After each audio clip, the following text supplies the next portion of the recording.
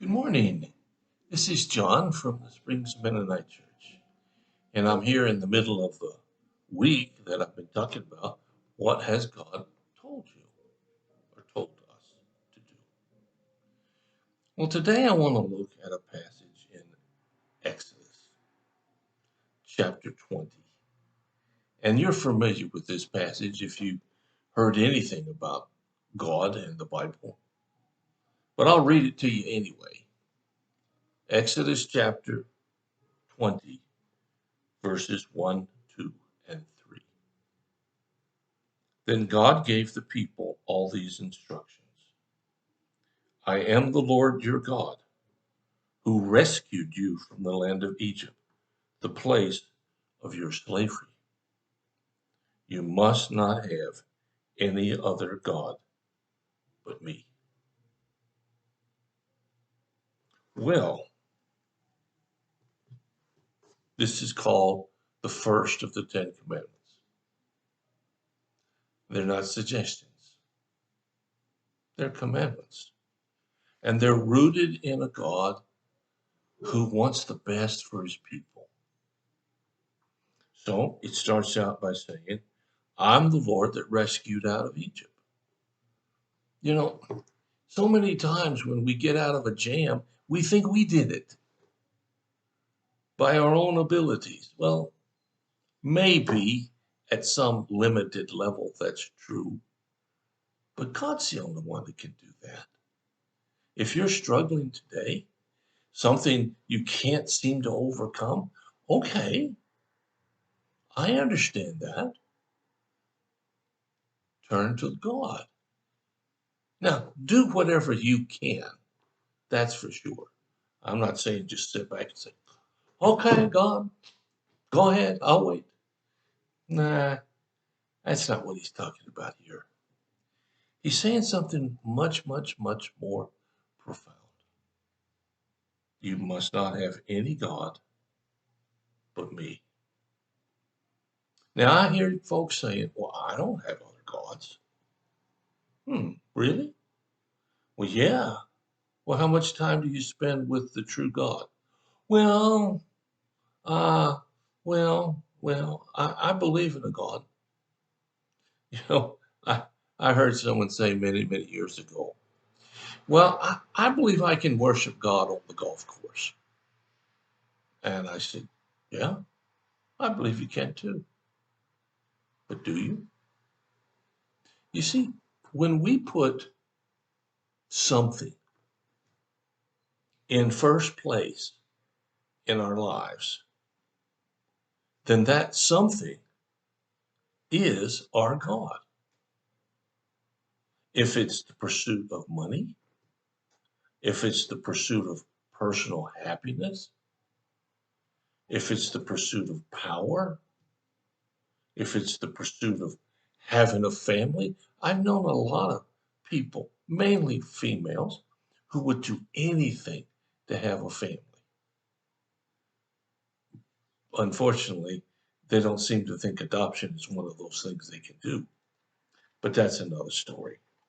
If you don't know, I adopted 7 kids, and that was a wonder that I could never have understood beforehand.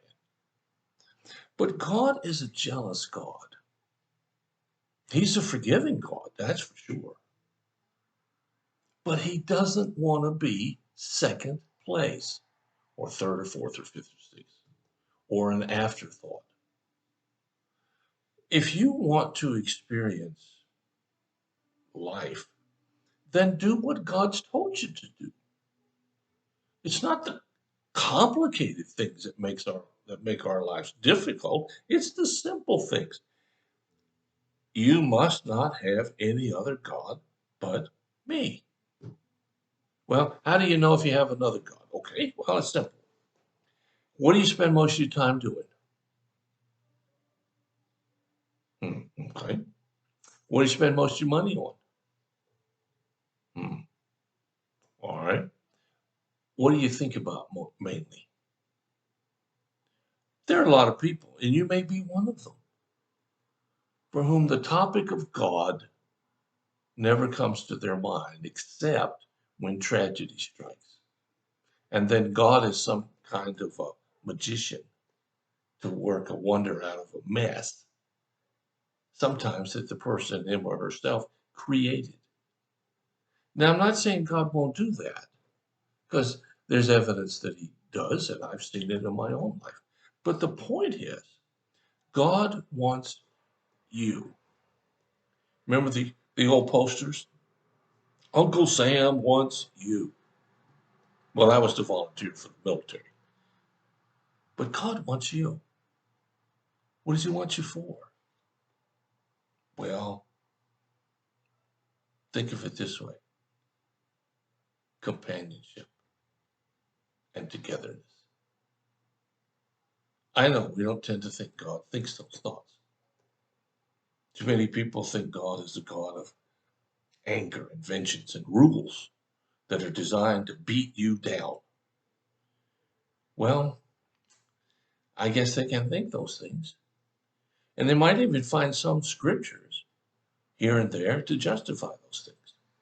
But what they won't find is the character of Jesus in that kind of theology or that kind of believing.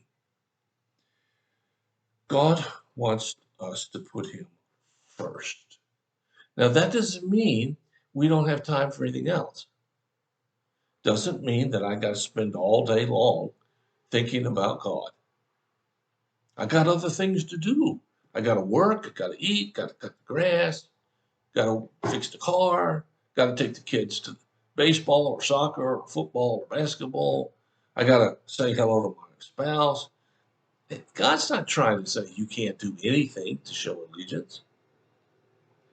But what he is saying is the bottom line, the bottom pit of who you are has to be a thirst for God. And when we do that, frankly, all the other pieces fall together. All the other promises. I'm not talking about the promises here. I'm talking about what he told us to do. So here's what God tells you to do. Have no other God but him. And look around. Is collecting things your God? Is that what's most important to you? And don't say, no, my worshiping God is. But if you never go to church, you never fellowship with other Christians, well, frankly, you're just not being honest with anybody, including yourself.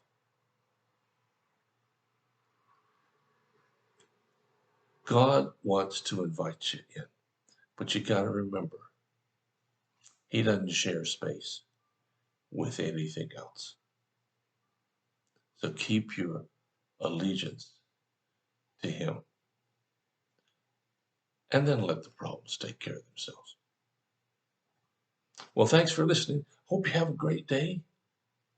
If you have a need or a prayer concern, let us know. Do anything that you want, we can to help you.